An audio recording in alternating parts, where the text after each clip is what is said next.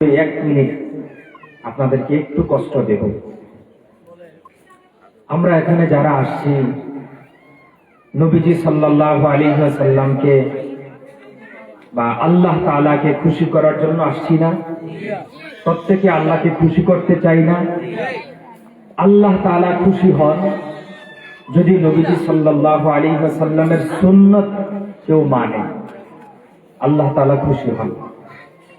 দ্বীন মজলিসের একটা সুন্নাহ তরিকা হলো মাঝখানে ফাঁকা জায়গা না রাখা। আমি আপনাদের ছেলে হিসাবে বা কারো নাতি হিসাবে যে যেটাই ভাবেন আপনাদের কাছে অনুরোধ করলাম, আল্লাহর রাস্তে একটু সামনের ফাঁকা জায়গাটা পূরণ করে বসলে আল্লাহ তাআলা খুশি হবেন। আমরা পরস্পর কথা না বলি। দেখেন, আমরা এখানে আসছি, আমি আপনাদের কাছে কথা শুরু করার পূর্বেই কোরআনুল কারীম হাতে নিয়ে একটা ওয়াদা করতে চাই। সেই ওয়াদাটা হলো, আমি ইনশাআল্লাহ ওয়াদাবদ্ধ, প্রতিশ্রুতিবদ্ধ, আমি এখানে যতক্ষণ আপনাদের সামনে কথা বলবো এই কোরআনের বাহিরে একটা কথা আমি বলবো না, ইনশাআল্লাহ। ইনশাআল্লাহ।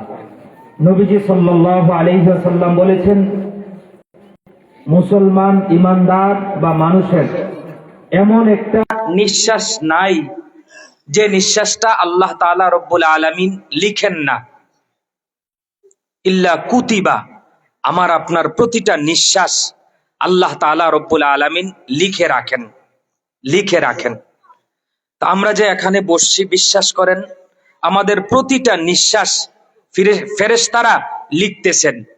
হাদিসে নবীজি সাল্লাল্লাহু আলাইহি ওয়াসাল্লাম বলেন, ইম্মা ফি তাআতিন, তার প্রতিটা নিঃশ্বাস হয়তো নেকির মধ্যে লেখা হয়, ওয়া ইম্মা ফি মাসিয়াতিন, না হয় তার প্রতিটা নিঃশ্বাস গুনাহের মধ্যে লেখা হয়, গুনাহের মধ্যে লেখা হয়। এই হাদিসটাও রাখলাম, একটু পরে বলতেছি। আরেকটা কোরআনুল কারীমের একটা আয়াত, আল্লাহ তাআলা রব্বুল আলামিন বলেন, ইন্না ফি যালিকা লাযিকরা, কোরআনের দিকে ইশারা করে আল্লাহ তাআলা রব্বুল আলামিন বলেন, ফি যালিকা লাযিকরা, এটার মধ্যে জান্নাতের পথ নির্দেশ বলে দেওয়া আছে, জান্নাতের রাস্তা বলে দেওয়া আছে, জাহান্নাম থেকে বাঁচার সমস্ত রাস্তা এটার মধ্যে বলে দেওয়া আছে। ইন্না ফি যালিকা লাযিকরা, তবে তিনটা জিনিস লাগবে কোরআন থেকে জান্নাতের পথ পাওয়ার জন্য, কোরআন থেকে জাহান্নামের পথ থেকে বাঁচার জন্য তিনটা জিনিস লাগবে। তিনটা জিনিস বলবো, আপনারা আমল করবেন তো ইনশাআল্লাহ। আল্লাহ তাআলা বলেন, এই আশেপাশের শব্দগুলো আল্লাহর রাস্তায় একটু বন্ধ করানোর ব্যবস্থা করেন। এটা কি বিড়াল আছে? এটা থাকো, দূরে সরায় দিলে হবে। বাচ্চাদের থেকে বা কোনো মানুষ দেখে যেন কোনো আওয়াজ না হয়, তাহলে আমাদের মনোযোগ নষ্ট হয়ে যাবে। কোরআনের কথা মনোযোগ সহকারে না শুনলে আল্লাহ তাআলার রহমত আসবে না, আল্লাহ তাআলার রহমত আসবে না। আল্লাহ তাআলা বলেন, ইন্না ফি যালিকা লাযিকরা, এটার মধ্যে জান্নাতের পথ নির্দেশ বলে দেওয়া আছে, জাহান্নাম থেকে বাঁচার সমস্ত রাস্তা বলে দেওয়া আছে। তিনটা জিনিস লাগবে। এক নাম্বার হলো লিমান কানা লাহু কলবুন, যার মধ্যে কলিজা আছে, যার মধ্যে কলব আছে, যদি সে কলব দিয়ে, কলিজা দিয়ে এই কোরআনের কথা শুনে, রব্বুল আলামিন বলেন তাকে আমি আল্লাহ সোজা জান্নাতে পৌঁছে দেব। তাহলে এক নম্বর হলো আমাদের কলব, কলিজা। খুব গভীর মনোযোগ সহকারে যদি আমরা কথাগুলো শুনি, বিশ্বাস করেন আল্লাহ তাআলা হেদায়েত দিয়েও দিতে পারেন ইনশাআল্লাহ। ইনশাআল্লাহ। শর্ত হলো কলিজা লাগবে, কলিজা দিয়ে উপলব্ধি করা লাগবে। দেখেন, চাচার গালের দাড়ি সাদা, মাথার চুল সাদা, 50 বছর, 55 বছর, 60 বছর, 60 বছর যাবৎ চাচায় মসজিদের প্রথম কাতারে নামাজ পড়ে। জুমার দিনে হুজুর যত বয়ান করে প্রতিটা বয়ান সে শুনে, জুমার দিনের বয়ান শুনে, এলাকাতে ওয়াজ মাহফিল হয় সেগুলোও শুনে। এখন তো মোবাইলে মাশাআল্লাহ চাচায় নর্তকীর নাচও দেখে, মাঝে মাঝে ওয়াজও শুনে। তো চাচাই মোবাইল থেকেও শুনলো, জুমার বয়ানেও শুনলো, মাহফিলেও শুনলো, মাথার চুল সাদা, গালের দাড়ি সাদা, কিন্তু চাচা এখনো যে বিড়িখানাটা ছাড়তে পারলো না। আছে না? রাগ করেন না, আল্লাহর রাস্তায় রাগ করেন না। তো চাচা এত বছর জুমার বয়ানে কি শুনলো যে এখনো বিড়িখানাটাই ছাড়তে পারলো না? হ্যাঁ, মাথার চুল সাদা, গালের দাড়ি সাদা, চাচা কবরে চলে যাবে, এখনো যে দোকানে বসে বসে হিন্দি সিনেমা দেখে, নর্তকীর নাচ দেখে, চাচার নাতির সমান মেয়ে ড্যান্স দেয়, চাচা বসে বসে দেখে। আছে না? আহা চাচা কি করলেন? জীবন তো একটাই, জীবন তো একটাই। বিশ্বাস করেন চাচা, বাবা, দাদা, ভাইয়া, আমার আপনার প্রতিটা নিঃশ্বাস আল্লাহ তাআলা লিখেন, প্রতিটা নিঃশ্বাস আল্লাহ তাআলা লিখেন। তো চাচার জুমার বয়ানের পরিবর্তন আসলো না কেন বলেন তো? ওই চাচা কলিজা দিয়ে জুমার বয়ান শুনে না। মসজিদে যায়, হুজুরের বয়ান শুরু হয়, চাচা যে একটা ভাব নিয়ে মাথাটা নিচের দিকে দিয়ে বসে, একটু পরে 2 মিনিট পরেই চাচা জিমানি শুরু করে, জিমায়। হুজুরের বয়ান যতক্ষণ চলে চাচার জিমানি ততক্ষণ চলে। হুজুরের বয়ান শেষ, চাচার ঘুমও শেষ। চাচা আর ঘুমান না যে? তা আর ঘুমাই না ভাতিজা, দোষ তো হুজুরের। আরে হুজুরের দোষ কি, আপনি ঘুমান না? কয় হুজুরে যতক্ষণ বয়ান করছে ততক্ষণ ঘুমাইছি, হুজুরের বয়ান শেষ, ঘুমও শেষ। আছে না এই প্রকৃতির মানুষ? বিশ্বাস করেন, বিশ্বাস করেন, আমার সামনে যদি জিব্রিল এসেও বয়ান করে, আল্লাহর ফেরেশতা জিব্রিল এসেও যদি বয়ান করে, আর খোদার কসম আমি যদি কলিজা দিয়ে উপলব্ধি করার পরিবর্তনের মানসিকতা আমার নিজ থেকে না আনি, আমার পরিবর্তন আসবে না, আমার পরিবর্তন আসবে না। আমার জিন্দিগির পরিবর্তনের জন্য প্রথম নম্বর যে শর্ত, সেটা হলো আমার ইচ্ছা লাগবে, আমার এরাদা লাগবে, আমার নিয়ত করা লাগবে যে হায় আমি একটু পরিবর্তন হতে চাই, আমার পরিবর্তন দরকার। আমার চুল দাড়ি সাদা হলো, আমি মেয়েটাকেও বিয়ে দিয়ে দিলাম, ছেলেটাকেও বিয়ে দিয়ে দিলাম, ঘর বাড়ি সবকিছু করা হলো, দুনিয়ার সব আমার হলো, হলো না শুধু একটা জিনিস, কোরআনুল কারীমের তেলাওয়াত শিখা। কোরআনুল কারীমের তেলাওয়াতটা আজ পর্যন্ত শিখতে পারলাম না। বিশ্বাস করেন, আল্লাহ তাআলা কোরআনুল কারীমের মধ্যে বলেন, হাসরের ময়দানে নবীজি সাল্লাল্লাহু আলাইহি ওয়াসাল্লাম আল্লাহ তাআলার কাছে বলবেন, অকালার রাসূল, হাসরের ময়দানে নবীজি সাল্লাল্লাহু আলাইহি ওয়াসাল্লাম আল্লাহ তাআলার কাছে বলবেন, অকালা আর রাসূল, ফাইল রাসূল, এখানে সরাসরি নবীজি সাল্লাল্লাহু আলাইহি ওয়াসাল্লাম আল্লাহ তাআলার কাছে বলবেন, ইয়া রাব্বি, হে আমার রব, হে আমার প্রতিপালক, হে আমার মালিক আল্লাহ, ইন্না কওমি, এই যে এরা আমার জাতি, এরা আমার উম্মত, এরা আমার উম্মত ছিল দুনিয়াতে, মালিক এরা আমার উম্মত, ইত্তাখাযু হাযাল কুরআনা মাহজুরা, তারা আপনি আমাকে যে কোরআনটা দিয়েছিলেন, যে কোরআনের জন্য আমি দান দান শহীদ করেছি, যে কোরআনের জন্য আমার পেটে পাথর বেঁধেছি, যে কোরআনের জন্য আমার শরীর থেকে অঝরে রক্ত ঝরেছে, মাবুদ মালিক আমার, যেটা আপনার কালাম ছিল, যেটা আপনার শ্রেষ্ঠ কালাম ছিল, কিতাব ছিল, জিব্রিল আমিনের মাধ্যমে যেটা আমাকে দিয়েছিলেন, এই কোরআনটাকে তারা ইত্তাখাযু হাযাল কুরআনা মাহজুরা, তারা এই কোরআনটাকে মাহজুরা বানায় দিয়েছিল, মাহজুরা বানায় দিয়েছিল। চাচা এবার প্রশ্ন করেন, মাহজুরা কি? মাহজুরা কাকে বলে? বিশ্বাস করেন, মাহজুরা হলো যেমন আমার এই টুপিটা, আপনার মাথার টুপিটা, বা আপনার গায়ে যেটা দিচ্ছেন পাঞ্জাবি শার্ট বা গেঞ্জি, পরনের লুঙ্গি, একটা লুঙ্গি ব্যবহার করতে করতে করতে করতে একটা সময় এমন হয় যেটা ব্যবহারের উপযোগী আর থাকে না, ছিঁড়ে যায়, নষ্ট হয়ে যায়। আমার এই পরিহিত কাপড়টা, ব্যবহৃত কাপড়টা যখন ব্যবহারের অনুপযোগী হয়ে যায়, তখন এটাকে শরীর থেকে খুলে এটাকে ধুমড়ে মুচড়ে একটা চিপায় ফেলে দেই। এটা ছিঁড়ে গেছে, এটা আর পরার উপযোগী না, এজন্য এটাকে ফেলে দেই। এটাকে ফালানোর পরে দিন যায়, এটার দিকে তাকাই না, সপ্তাহ যায়, এটার খবর নেই না, মাস যায়, খবর নেই না, বছর যায়, খবর নেই না। একটা সময় হতে হতে এমন হয় এটা পচে মাটির সাথে মিশে যায়, তখন এটার আর কোনো অস্তিত্ব থাকে না, এটার অস্তিত্ব একেবারেই বিলীন হয়ে যায়, বিলীন হয়ে যায়। এদিকে কথা কয় কারা? আজীব, কলিজা লাগবে, কলিজা দিয়ে যদি কথা শুনতে পারি, খোদার কসম বিশ্বাস করেন আল্লাহ হেদায়েত দিবে, পরিবর্তন দিবে। তো এটাকে ব্যবহারের অনুপযোগী হওয়ার পরে যখন এটাকে ফেলে দিলাম, ফেলে দেওয়ার পরে দিন সপ্তাহ মাস বছর একদিনও খবর নিলাম না, এটা মাটির সাথে পৌঁছে একদম বিলীন হয়ে গেল। বিশ্বাস করেন চাচা, বাবা, দাদা, দুনিয়ার সব কিছু করলেন, একটা দিন গেল কোরআনটাকে ধরলেন না, এক সপ্তাহ আপনার জীবন থেকে গেল তখনও কোরআন ধরলেন না, এক মাস গেল কোরআনটা ধরলেন না, বছরের পর বছর, বছরের পর বছর যাচ্ছে, একটা দিন কোরআনটা হাতে নিয়ে খুলেও দেখলেন না যে কোরআনের অক্ষরগুলি কেমন, কোরআনের লাইনগুলি কেমন, কোরআনের পৃষ্ঠাগুলি কেমন। এটাও তো আপনার জীবন থেকে যেরকম ভাবে অনুপযোগী কাপড়টাকে ফেলে দিয়েছিলেন, দিন সপ্তাহ মাস বছর গেছে, খবর নেন নাই।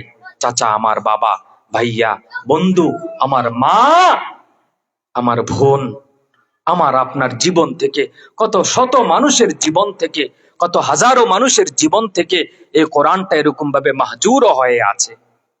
বিশ্বাস করেন খোদার কসম, আমার কোরআন হাতে, আমার কোরআন বুকে, আমার কোরআন মাথায়, আমার আল্লাহর কসম বিশ্বাস করেন নবীজি সাল্লাল্লাহু আলাইহি ওয়াসাল্লাম হাশরের ময়দানে বলবেন, আল্লাহ, এরাই আমার জাতি, এরাই আমার উম্মত, ইন্না কওমি, এরা আমার জাতি, ইত্তাখাযু হাযাল কুরআনা মাহজুরা, তারা কোরআনকে মাহজুরা বানায় দিয়েছিল।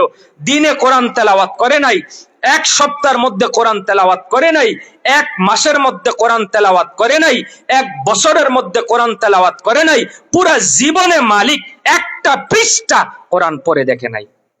চাচা, এদিন উত্তর কি হবে আমার? আমার মা, আমার বোন, এই রঙ্গরসের দুনিয়া আমরা কতদিন থাকবো? কতদিন থাকবো মা, আমার বোন, আমার চাচি, আমার দাদি, আমার জেঠি, আমরা কতদিন থাকবো দুনিয়ায়? আমাদের জীবনের পরিবর্তন কি দরকার না? চাচা, আমরা কি মুসলমান না? চাচা, আমি কি কবরে যাব না? চাচা, আমি কি হাসরের ময়দানে উঠবো না? চাচা, আমার কি হাসরের ময়দানে আল্লাহর সামনে দাঁড়াতে হবে না? বিশ্বাস করেন কোরআনুল কারীমে আল্লাহ তাআলা রব্বুল আলামিন বলেন, বন্ধু আমার, হাবিব আমার, ফাওয়া রাব্বিক, বন্ধু আমি তোমার রবের কসম দিয়ে তোমাকে বললাম, ফাওয়া রাব্বিক, তোমার রবের কসম বন্ধু, লানাসআলান্নাহুম আজমাইন, আমি প্রতিটা মানুষকে প্রশ্ন করব, প্রতিটা মানুষকে প্রশ্ন করব, মা কানু ইয়ামালুন, বান্দা তুমি কি করেছো? তোমার প্রতি রাত আমার কাছে লেখা আছে, তোমার প্রতি মিনিট আমার কাছে লেখা আছে, তোমার প্রতিদিন আমার কাছে লেখা আছে। কোরআনুল কারীমে আল্লাহ বলেন, ওয়াদি আল কিতাব ফাতারাল মুজরিমিন মুশফিকিন মিম্মা ফীহি ইয়াকুলুনা ইয়া ওয়াইলাতানা মা লিহাযাল কিতাব লা ইউগাদিরু সাগীরা ওয়ালা কাবীরা ইল্লা আহসাহা ওয়া ওয়াজাদু মা আমিলু হাযিরা। বিশ্বাস করেন চাচা, এই আপনাদের সামনে যেভাবে কিতাবটা আমি দিলাম, হাসরের ময়দানে আল্লাহ বলেন, ওয়াদি আল কিতাব, আমার আপনার সামনেও এরকম একটা কিতাব রাখা হবে, একটা কিতাব রাখা হবে। ফাতারাল মুজরিমিন মুশফিকিন, তখন হাসরের ময়দানে ওই নাফরমানের দলেরা, বেনামাজির দলেরা, সুদখোরের দলেরা, ঘুষখোরের দলেরা, বেঈমান নাফরমানের দলেরা, ফাতারাল মুজরিমিনা মুশফিকিন, তারা খুব ভীত সন্ত্রস্ত হবে, খুব ভীত সন্ত্রস্ত হবে, মিম্মা ফিহি, এটার মধ্যে যা আছে এটা দেখে তারা খুব ভীত, খুব সন্ত্রস্ত হবে। তারা বলবে, ইয়াকুলুন, তারা তখন বলবে, ইয়া ওয়াইলাতানা, হায় আফসোস, হায় আফসোস, মা লিহাযাল কিতাব, এটা এমন এক আশ্চর্যপূর্ণ কিতাব, লা ইউগাদিরু সাগীরা ওয়ালা কাবীরা, এটার মধ্যে বাদ পড়ে নাই আমার ছোট থেকে ছোট একটা গুনাহ, অন্যায় ভাবে 1 টাকা আত্মসাৎ করেছি, খোদার কসম এটাও লিখা বাদ যায় নাই, এটাও লিখা বাদ যায় নাই। রাতের অন্ধকারে, গভীর অন্ধকারে 1 টাকা দান করেছিলাম, কেউ দেখে নাই, এটাও আল্লাহ তাআলা বাদ দেন নাই, এটাও লিখে রেখেছেন। আল্লাহকে খুশি করার জন্য রাস্তা থেকে ছোট্ট একটা ইট সরায়া দিয়েছিলাম, এটাও আল্লাহ তাআলা লিখে দিয়েছেন। লা ইউগাদিরু সাগীরা ওয়ালা কাবীরা ইল্লা আহসাহা, সব আল্লাহ লিখে রেখেছেন, কোনোটা ছেড়ে দেন নাই, সব লিখে রেখেছেন। বিশ্বাস করেন চাচা, আমি যদি পারতাম আপনাদের একজন একজন করে পায়ে ধরতাম, পায়ে ধরে বলতাম যে আমাদের যেটা জীবন যাচ্ছে, আমাদের জিন্দেগি যেভাবে চলছে, খোদার কসম এটা মানুষের জীবন না, এটাকে মানুষ বলে না, আল্লাহর কসম এটাকে মানুষ বলে না। কোরআনুল কারীমে আল্লাহ তাআলা স্পষ্ট বলেছেন, যারা নিজের নফসের অনুসরণ করে, যারা শয়তানের ধোকায় পড়ে নামাজটা সুন্দর করে না, আজও পর্যন্ত রুকুটা ঠিকভাবে দিতে পারে না, আজও পর্যন্ত সেজদার মাসআলা সে জানে না, সুন্নাহ তরিকায় সেজদা দিতে পারে না, সুন্নাহ তরিকায় রুকু দিতে পারে না, বড় আজীব মুসলমান আমরা। এখন যদি আমি বলি যে চাচা বলেন, ভাইয়া বলেন, বাবা বলেন, আমরা তো নামাজ পড়ি, খুব গর্ব ভরে বলি যে আমি তো নামাজ পড়ি হুজুর। আমি যদি বলি চাচা তাকবীরে তাহরিমার সময় হাতটা উঠাতে হয়, এই হাত উঠানোর সুন্নত তরিকাটা কি? বলতে পারবো না, বলতে পারবো না। আমি যদি বলি চাচা রুকুর মধ্যে কয়টা সুন্নত আছে, কোন তরিকায় রুকুটা সুন্নাহ তরিকায় হয়, এটা একটু আমাকে বলেন, আমি বলতে পারবো না। নামাজ ভঙ্গের 19টা কারণ একটা জানি না, নামাজের ওয়াজিবাত 14টার একটা জানি না, নামাজের মাসনুনাত একটা জানি না। চাচা বিশ্বাস করেন, মন গড়ামতে রুকু দিলে, মন গড়ামতে সেজদা দিলে আল্লাহ তাআলা কবুল করেন না। হাদিসে নবীজি বলেছেন, সল্লু, আমার সাহাবারা নামাজ পড়ো ওইভাবে, ওইভাবে নামাজ পড়ো, কামা রাআইতুমুনি উসাল্লি, আমি যেভাবে নামাজ পড়েছি ওভাবে নামাজ পড়ো, আমি যেভাবে রুকু দিয়েছি ওভাবে রুকু দাও, আমি যেভাবে সেজদা দিয়েছি আমার সাহাবীরা ওইভাবে ওই রকম ভাবে সেজদা দাও। বিশ্বাস করেন, মন গড়ামতে রুকু দিলে, মন গড়ামতে সেজদা দিয়ে দিলে আল্লাহ কবুল করেন না, আল্লাহ কবুল করবেন না। চাচা বাবা আমার বোঝা দরকার, আমাদেরকে যে ফেরা দরকার, আমরা যে দুনিয়াতে চিরদিন থাকবো না।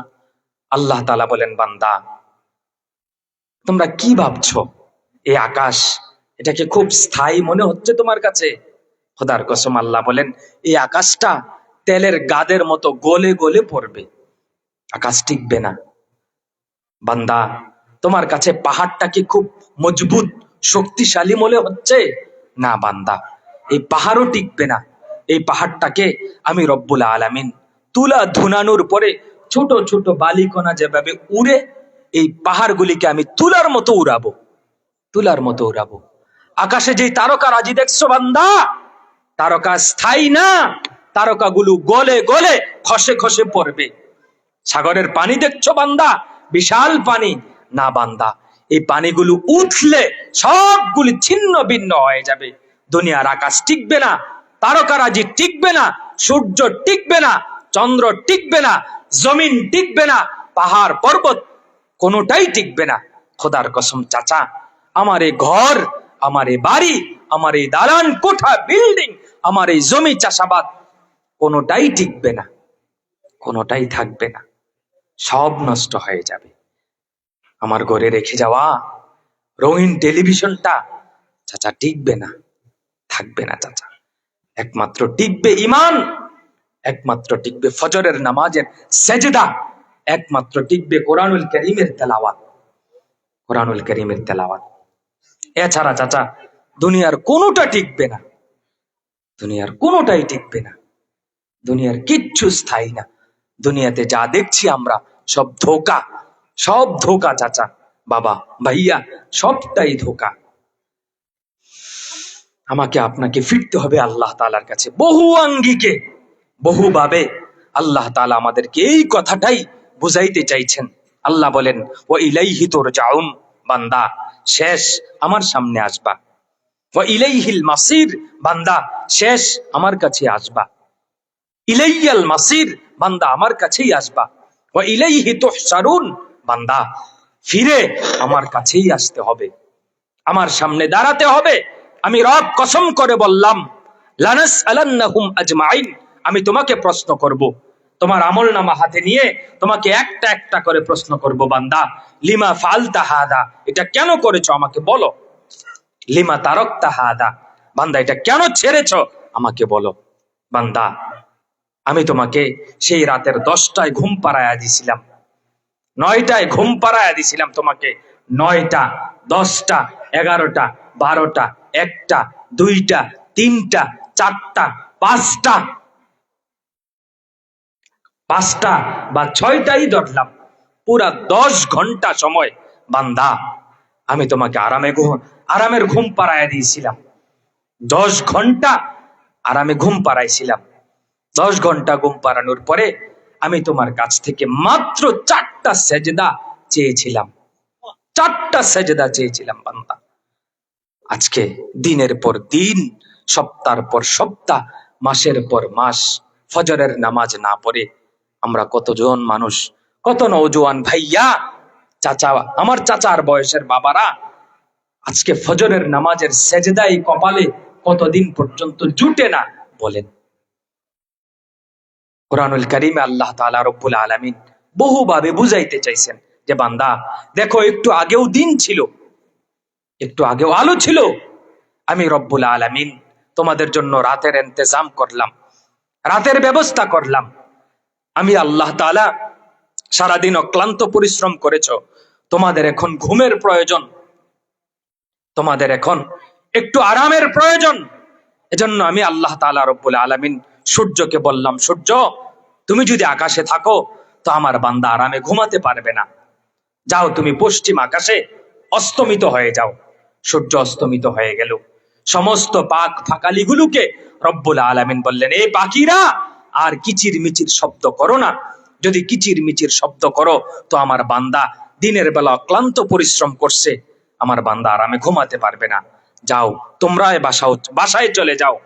সমস্ত গাড়িগুলোকে রব্বুল আলামিন গ্যারেজে ঢুকায়া দিলেন, এই আলোটাকে অন্ধকারের চাদর দিয়ে ঢেকে দিলেন, পুরা পরিবেশটাকে নীরব স্তব্ধ করে দিলেন, শুধুমাত্র আমি আপনি ঘুমাবো বলে।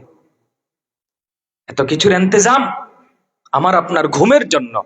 আল্লাহ বলেন, বান্দা আজকে এতটা বছর তোমাকে ঘুম পাড়াচ্ছি, এতটা বছর, 40 বছর, 50 বছর, 60-70 বছর যাবত বান্দা আমি তোমাকে ঘুম পাড়াচ্ছি, কিন্তু বান্দা বিশ্বাস করো, লা তাখুদুহু সিনাতু ওয়ালা নাউম, বান্দা তোমার 60 বছর তোমাকে আমি ঘুম পাড়াচ্ছি, তোমার এই 60 বছরের মধ্যে আমি যে তোমাকে ঘুম পাড়াচ্ছি, আমি রব্বুল আলামিন কিন্তু 1 সেকেন্ড ঘুমাই নাই, আমি ঘুমাই নাই।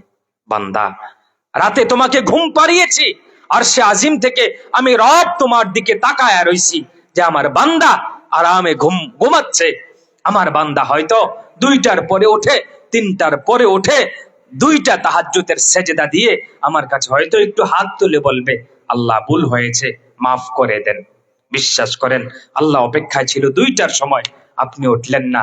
আল্লাহ বলে হয়তো 3টায় উঠবে, তাও না, 4টায় উঠবে, তাও না, 5টায় উঠবে, তাও না। ফজরের ওয়াক্ত যখন হলো তখনও উঠলেন না। 6টা, 7টা, 8টা ঘুম থেকে যখন উঠলে, বিশ্বাস করেন আমার রব তখনও রাগ করেন নাই। রাগ করে সকালের নাস্তাটা বন্ধ করে দেন নাই। আল্লাহ তাআলা তারপরেও সকালের নাস্তার ইন্তজাম করে দিলেন।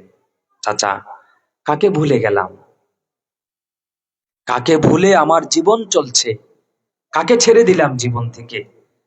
কুরআনুল কারীম আল্লাহ বলেন, বান্দা একটু চিন্তা করো তোমার অতীতের কথা। হাল আতা আলাল ইনসান, মানুষ তোমার অতীতের কথা একটু চিন্তা করো। হিনুম মিনাদ দাহর লাম ইয়াকুন শাইআম মাযকুরা, তোমার একটা সময় এমন ছিল যে লাম ইয়াকুন শাইআম মাযকুরা, শাইএ মাযকুর উল্লেখযোগ্য কোন বস্তু আরে চাচা, একটা পিঁপড়া, এই পিঁপড়ার তো একটা অস্তিত্ব আছে, এটা দেখা যায় যে পিঁপড়া চলতেছে, হাঁটতেছে। খোদার কসম, এই ক্ষুদ্র পিঁপড়ার মতন অস্তিত্ব আমার আপনার ছিল না, ছিল না। পিঁপড়ার অস্তিত্ব আছে, আমার আপনার অস্তিত্ব ছিল না। রব্বে কারীম বলেন, লাম ইয়াকুন শাইআম মাযকুরা, মানুষ শাইএ মাযকুর, উল্লেখযোগ্য কোন বস্তু হিসেবে তোমার কোনোই পরিচয় ছিল না, কোনোই পরিচয় ছিল না। ইন্না খালাকনাল ইনসান, বান্দা আমি তোমাকে সৃষ্টি করেছি, আমি সৃষ্টি করেছি। খালাকনাল ইনসান, মানুষ আমি তোমাকে বানিয়েছি। মিন নুতফাতিন আমসাজ, বিদঘুটে দুর্গন্ধময় নাপাক পানি থেকে, মিশ্র নাপাক পানি থেকে আমি রব তোমাকে বানিয়েছি। ইন্না খালাকনাল ইনসান মিন নুতফাতিন আমসাজ। এখানে কথা বলে কারা? আর কি আজীব!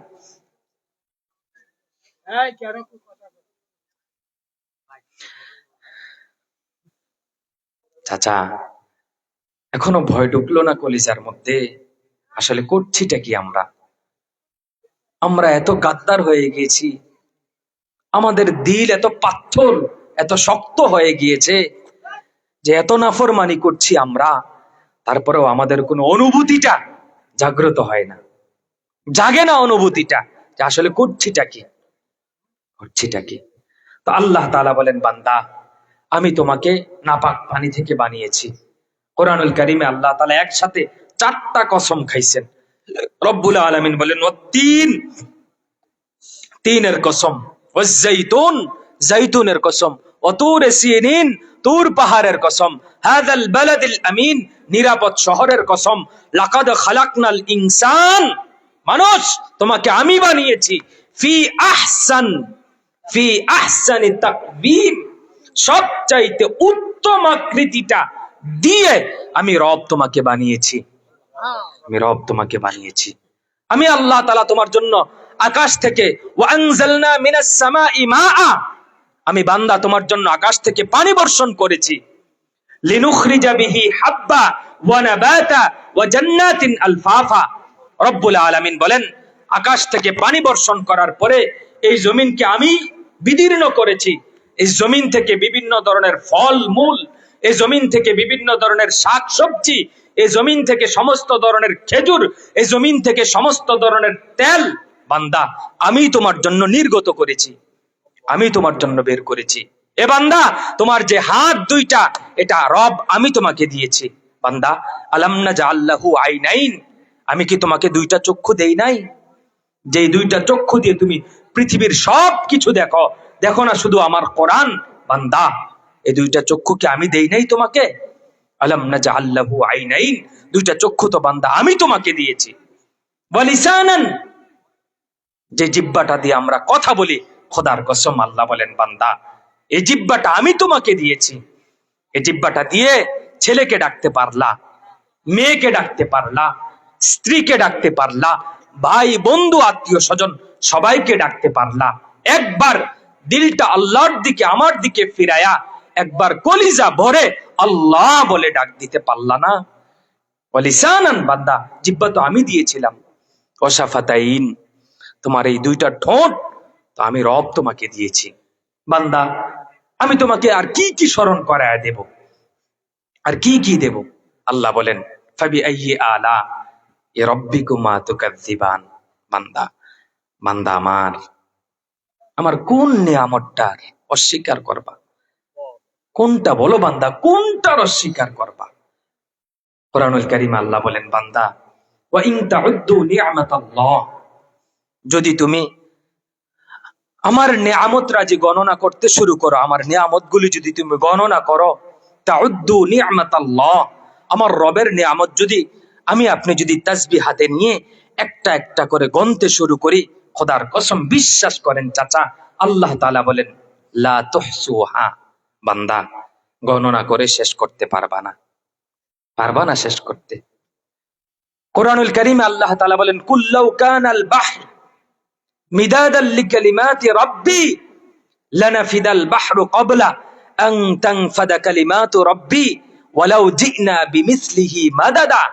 বিশ্বাস করেন, আল্লাহ তাআলা বলেন, বান্দা আমি তোমার পিছনে আমি তোমাকে যা দিয়েছি এগুলো যদি তুমি একটা একটা করে লিখতে শুরু করো, তোমার রবের প্রশংসা যদি তুমি লিখতে শুরু করো, লাউ কানাল বাহরু মিদাদান, আমি রব যদি দুনিয়ার সমস্ত সাগরের পানিগুলোকে যদি আমি আল্লাহ কালি বানায় দেই, সমস্ত কালিকে পানি বানায় দিই, পানিকে কালি বানায় দিলাম, আর তুমি লিখতে শুরু করলা, বান্দা লিখতে থাকবা, লিখতে থাকবা, লিখতে থাকবা, দুনিয়ার সমস্ত পানি সমপরিমাণ কালি শেষ হয়ে যাবে, শেষ হয়ে যাবে।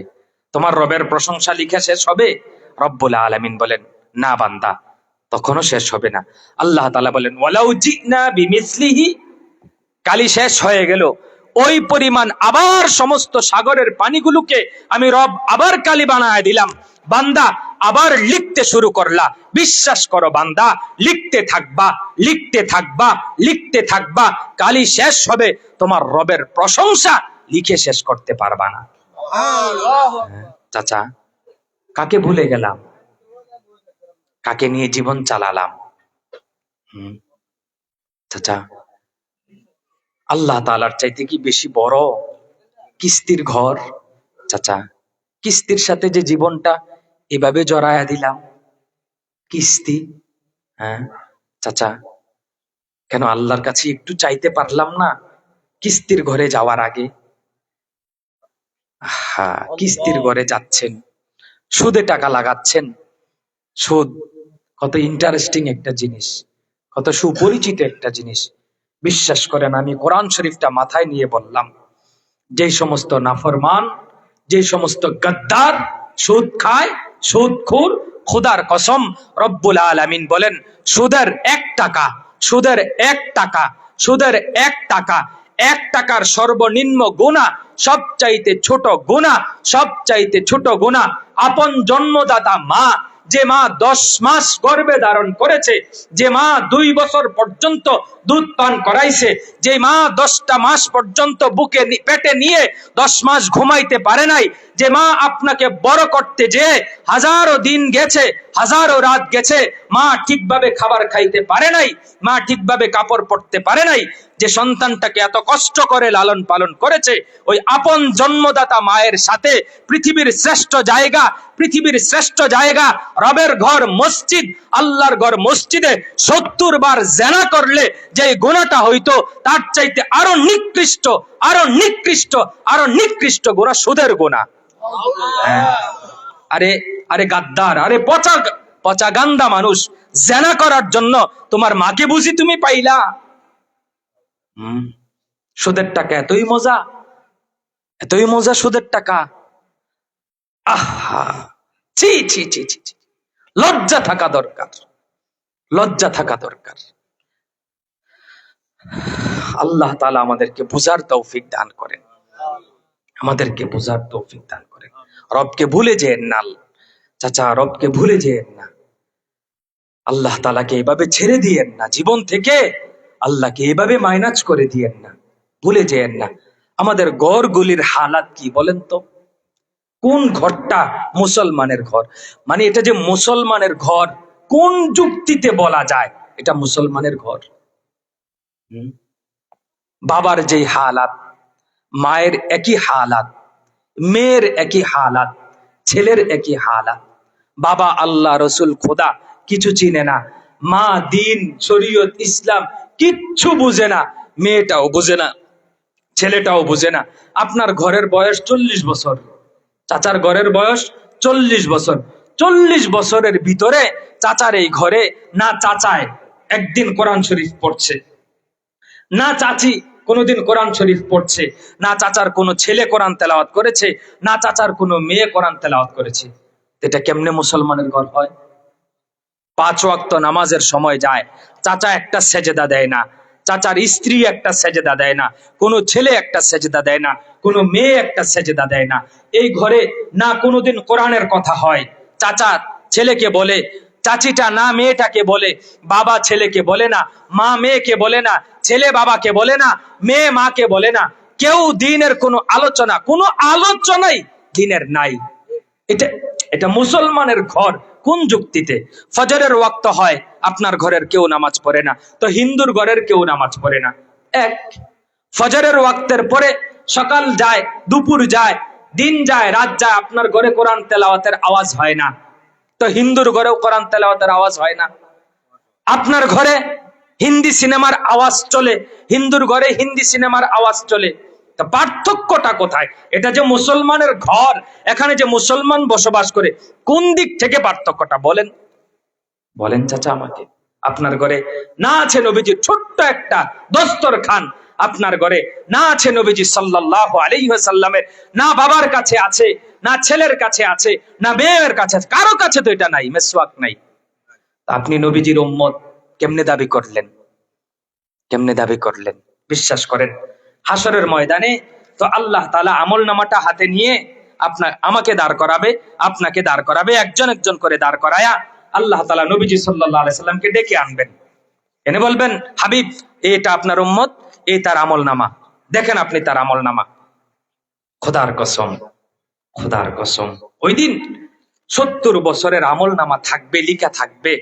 70 বছরের মধ্যে একদিন লিখা থাকবে না যে আমার এই উম্মতটা 70 বছরের মধ্যে আমি নবীজিকে মহব্বত করে ভালোবেসে একদিন মেসওয়াক করেছিল। কত দুর্ভাগা, কত কপাল পোড়া চাচা। এখানে অনেক, এখানেই অল্প কয়েকজন লোক মাত্র, এখান থেকেই অধিক অধিক অংশ মানুষ আছে যারা জীবনে কোনোদিন মেসওয়াক করে নাই, মেসওয়াক করে নাই। নবীজিকে এভাবে জীবন থেকে ভুলে গেলেন। আমাদের ঘরে, কারোর ঘরে দস্তরখান খুঁজে পাওয়া যাবে না। এটা কি নবীজির আদর্শ ছিল না? এটা কি নবীজির শিক্ষা ছিল না? নবীজিকে ভালোবাসেন, মুখে দাবি করলেই ভালোবাসা হয়? চাচা বিশ্বাস করেন, নবীজিকে ভুলে যেয়েন না। কাকে ভুললেন? আমার আপনার জন্য নবীজি কি না করছেন বলেন? হ্যাঁ চাচা, হাদিসে আছে নবীজি সাল্লাল্লাহু আলাইহি ওয়াসাল্লাম যখন তায়েফের ময়দানে দ্বীনের দাওয়াত নিয়ে গিয়েছিলেন, দ্বীনের দাওয়াত নিয়ে যাওয়ার পরে তায়েফের ছোট্ট বাচ্চারা এই পরিমাণ নবীজি সাল্লাল্লাহু আলাইহি ওয়াসাল্লামকে ইট পাটকেল নিক্ষেপ করেছে, নবীজির এই পিঠ মোবারক চালনির মতো ঝাঁঝরা হয়ে গিয়েছিল, অঝরে রক্ত ঝরেছে, অঝরে রক্ত ঝরেছে। রক্ত ঝরতে ঝরতে খোদার কসম নবী আমার বেহুশ হয়ে জমিনে পড়ে গিয়েছেন, বেহুশ হয়ে জমিনে পড়ে গিয়েছেন।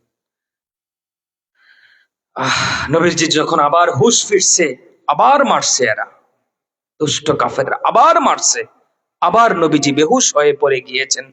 হুশ ফিরার পরে জিবরিল এসে নবীজি সাল্লাল্লাহু আলাইহি সাল্লামকে বলছেন, হাবিব, বন্ধু আমার, ইন শিতা আন উতবিকা আলাইহিম আখশাবাইন, হাবিব বন্ধু, আপনি যদি চান তাহলে দুইটা পাহাড় চাপা দিয়ে তাদেরকে পাহাড়ের নিচে দিয়ে মাটি চাপা দিয়ে মেরে ফেলবো, মাটি চাপা দিয়ে মেরে ফেলবো। বিশ্বাস করেন, নবীজি আমার আপনার প্রতি নবীজির এই পরিমাণ দরদ ভালোবাসা ছিল, খোদার কসম নবীজি এত কষ্ট সহ্য করেছেন, তারপরেও বলেছেন, না জিবরিল, আমি চাই না তাদেরকে পাহাড় চাপা দিয়ে তুমি ধ্বংস করে দিবা, এটা আমি চাই না। বাল আরজু, বরং আমার তামান্না, আমার ইচ্ছা হলো আইয়ুখরিজাল্লাহু মিন আসলাবিহিম, তাদের পরবর্তী জেনারেশন থেকে আল্লাহ তাআলা এমন উম্মত বের করে দিবেন, আইয়াবুদুল্লাহ, যারা আল্লাহর ইবাদত করবে, লা ইউশরিকু বিহি শাইআ, যারা আল্লাহর সাথে শরীক করবে না। দেখেন এত কষ্ট সহ্য করেছেন, তারপরেও বদদোয়া নবীজি করেন নাই। হাদিসের কিতাবের মধ্যে আছে নবীজি সাল্লাল্লাহু আলাইহি ওয়াসাল্লাম একদিন কোরআন তেলাওয়াত করতেছেন, কোরআন তেলাওয়াত করতে করতে ইব্রাহিম আলাইহিস সালাতু ওয়াস সালামের দোয়া সম্বলিত একটা আয়াত নবীজি তেলাওয়াত করছেন। হাদিসে আছে, তালা কাউলাল্লাহি আযজা ওয়া জাল্লা ফি ইব্রাহিম, ইব্রাহিম আলাইহিস সালাতু ওয়াস সালাম আল্লাহ তাআলার কাছে দোয়া করতেছেন, দোয়া করেছেন, রব্বি ইন্নাহুন্না আদলালনা কাসীরাম মিনান নাস। ইব্রাহিম আলাইহিস সালাম আল্লাহর কাছে দোয়া করলেন, আল্লাহ প্রভু আমার, ইন্নাহুন্না আদলালনা, এই যে এই মূর্তিগুলো, আদলালনা কাসীরাম মিনান নাস, অনেক মানুষকে পথভ্রষ্ট বানিয়ে দিয়েছে। মূর্তিগুলোর দিকে ইশারা করে ইব্রাহিম আলাইহিস সালাম বললেন, এই দোয়াটা করছেন। তারপরে ইব্রাহিম আলাইহিস সালাম বলেন, আল্লাহ ফামান তাবিআনি, যারা আমার ইত্তেবা করেছে, যারা আমার অনুসরণ করেছে, তারা তো আমার উম্মত, আপনি তো তাদেরকে মাফ করে দিবেন আল্লাহ। কিন্তু ওয়ামান আসানি, আল্লাহ যারা আমাকে মানে নাই, যারা আমার কথা শুনে নাই, আল্লাহ ফাইন্নাকা আনতাল গাফুরুর রহিম, আপনি তো গফুরুর রহিম, আপনার তো অনেক দয়া। আল্লাহ আপনি চাইলে তো তাদেরকেও মাফ করে দিতে পারেন। উম্মতের প্রতি দয়া ইব্রাহিম আলাইহিস সালামের। তারপরে আরেকটা আয়াত তেলাওয়াত করলেন, হযরতে ঈসা আলাইহিস সালাতু ওয়াস সালামের দোয়া। ঈসা আলাইহিস সালাম আল্লাহর কাছে দোয়া করেছেন। অকালা ঈসা, ঈসা আল্লাহর কাছে বলছেন, আল্লাহ ইন তুআযিবহুম ফাইন্নাহুম ইবাদুক, আল্লাহ এই যে এরা আমার উম্মত, এরা আপনারই বান্দা, তুআযিবহুম, আল্লাহ যদি আপনি তাদেরকে আযাব দেন, দিতে পারেন, আপনার ক্ষমতা অধিকার আছে, কারণ তারা যে আপনার বান্দা, ফাইন্নাহুম ইবাদুক, তারা যে আপনার বান্দা।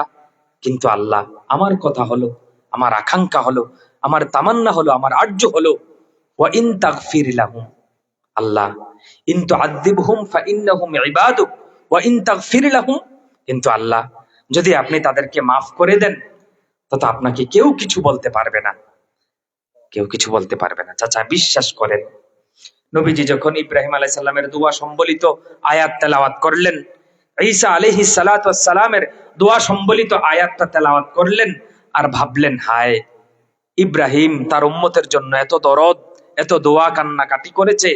ঈসা আলাইহিস সালাতু ওয়াস সালাম তার উম্মতের জন্য এত দরদ, এত দোয়া কান্নাকাটি করেছেন। বিশ্বাস করেন, খোদার কসম, হাদিসের মধ্যে লেখা আছে, এই আয়াত দুইটা পড়ে আল্লাহ তাআলা ফারাফা ইয়াদাই, দুইটা হাত আসমানের দিকে উঠায়া দিয়েছেন। তারপরে বললেন, অকালা আল্লাহুম্মা উম্মতি, আল্লাহুম্মা উম্মতি, আল্লাহ আমার উম্মত, আল্লাহ আমার উম্মত, ওয়া বাকা, এবং নবীজির দুই চোখ মোবারক থেকে অজরে পানি পড়েছে। খোদার কসম বিশ্বাস করেন, এশারের নামাজের পরে নবীজি দোয়া কান্নাকাটি শুরু করেছেন, ফজরের নামাজ পর্যন্ত পুরা রাত আমার আপনার জন্য নবীজি কান্নাকাটি করেছেন। এই চাচা, কাকে দুঃখ দিচ্ছেন? কার সুন্নত ছেড়ে দিয়েছেন? কার সুন্নত ছাড়ছেন? নবীজির সুন্নত দাড়িটা, এটা রাখতে মজা লাগে না নওজোয়ান ভাইয়া? যে আপনার জন্য নবীজি সারা রাত কান্না করছে, সারা রাত কাঁদছে, সারা রাত দোয়া করেছে, ওই নবীজিকে কষ্ট দিচ্ছেন? ওই নবীজির মেসওয়াক, সুন্নত মেসওয়াকটা করতে ভালো লাগে না? ওই নবীজির বাতলানো পথ, দেখানো পথ, দস্তরখান বিছায়া খানা খাইতে মজা লাগে না? ওই নবীজির দেখানো সুন্নাত তরিকায় বাথরুমে যাওয়ার সময় বাম পাটা দিয়ে যাইতে পছন্দ হয় না? বাথরুম থেকে বের হওয়ার সময় ডান পা দিয়ে বের হতে একদিনও কি নবীজির আদর্শ মনে হয় না বাথরুম থেকে বের হওয়ার সময়? চাচা, আমি আপনি নবীজির সামনে সুপারিশের জন্য দাঁড়াবো কেমনে? দাঁড়াবো কেমনে? এজন্য আমি আপনাদের বিবেকটা জাগ্রত করতে চাই, আমাদের বিবেক জাগ্রত করা চাই। আমার সময় কতক্ষণ? হ্যাঁ, বাজে কত? হ্যাঁ, আচ্ছা যাক, আমি আর 5টা মিনিট সময় নেব খালি, ঠিক আছে? 5টা মিনিট, 5 মিনিটের মধ্যে আমি টাইমও দেখি নাই, আল্লাহ মাফ করেন, আমাকে মাফ করে দিয়েন। 5 মিনিট সময় মাত্র হুজুরের কাছ থেকে আমি চেয়ে নিই। সে 5 মিনিটে আমি রমজান সম্পর্কে কিছু কথা বলতে চাই। দেখেন, রমজান মাস আমাদের কাছে একেবারেই সন্নিকটে চলে আসছে। আজকে শাবানের 14 তারিখ, 24 তারিখ, শাবানের 24 তারিখ, আর কয়েকদিন পরেই রোজা শুরু হবে। রোজা, বিশ্বাস করেন, রোজার মাস আলুর চপ, পেঁয়াজু, বুট, মুড়ি এগুলো খাওয়ার জন্য আল্লাহ তাআলা দেন নাই। খোদার কসম, রমজানটা এই আজকে আপনারা যেমন ভাবে প্যান্ডেলটা সাজাইছেন, খোদার কসম আমার রব নিজে, আল্লাহ নিজে রমজান মাসটাকে সাজাইছেন। চাচা, কি জীবন থেকে রমজান আসছে যাচ্ছে, কি যাচ্ছে কোনোদিন আমরা উপলব্ধি করি নাই। বিশ্বাস করেন, রমজান মাসকে কেন্দ্র করে আল্লাহ তাআলা আলাদা আলাদা কত ইন্তজাম করেছেন। আল্লাহ বলেন, বান্দা রমজান আসছে, যাও জাহান্নামের সব দরজা বন্ধ করে দিলাম। বান্দা রমজান আসছে, তোমাদের জন্য জান্নাতের সব দরজা খুলে দিলাম।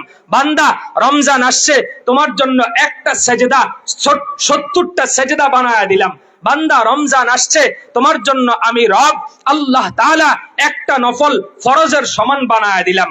বান্দা রমজান আসছে, তোমার জন্য আমি একটা ফরজ নামাজ 70 রাকাত ফরজ নামাজের মতো বানায়া দিলাম। বান্দা রমজান আসছে, তাহাজ্জুদ পড়বা। বান্দা রমজানের জন্য তোমাকে আলাদা ইফতারের সময় 1000 মানুষকে মাফ করে দেব, সাহারির সময় 100 মানুষকে মাফ করে দেব। বান্দা রমজান আসছে, আমি রব তোমার জন্য সবকিছুর ইন্তজাম করলাম। আমি একজন ঘোষণাকারী ফেরেশতা আসমানের মধ্যে দিয়ে দিলাম, যে সব সময় ডাকতেছে, হে কল্যাণ করনেওয়ালারা সামনের দিকে অগ্রসর হও, হে বদকারেরা নাফরমানেরা এবার তো একটু সংযত হও, এবার তো একটু সংযমী হও, এবার তো একটু সাবধান হও। বিশ্বাস করেন, নবীজি সাল্লাল্লাহু আলাইহি ওয়াসাল্লামের দয়ার হাদিস একটু আগে যেটা শোনাইলাম, যে তায়েফের ময়দানে এত কষ্ট দেওয়ার পরেও নবীজি বদদুয়া করেন নাই। নিজের জন্মভূমি মক্কা থেকে বের করে দেওয়ার পরেও নবীজি বদদুয়া করেন নাই। ক্ষুধার যন্ত্রণায় নবীজি পেটে পাথর বেঁধেছেন, বদদুয়া করেন নাই। 3 মাস পর্যন্ত নবীজি সাল্লাল্লাহু আলাইহি ওয়াসাল্লামের চুলায় আগুন জ্বলে নাই, আগুন জ্বালানোর মতো এবিলিটি ছিল না, তারপরেও বদদুয়া করেন নাই। দান দান মোবারক শহীদ করেছেন, তারপরেও বদদুয়া করেন নাই। রক্ত ঝরেছে, তারপরেও বদদুয়া করেন নাই। কিন্তু খোদার কসম, রমজানের বেলায় নবীজি আর নবীজির গুসাকে থামায়া রাখতে পারেন নাই। জিব্রাইল আসলো, দোয়া করলো, যারা রমজান পাইলো, রমজান পাওয়ার পরেও গুনাহ মাফ করাতে পারলো না, ডাইরেক্ট নবীজি বলে দিলেন, আল্লাহুম্মা আমিন। আল্লাহ, যারা রমজান পাইলো তারপরেও গুনাহ মাফ করাতে পারলো না, তাদেরকে তুমি ধ্বংস করে দাও, ধ্বংস করে দাও।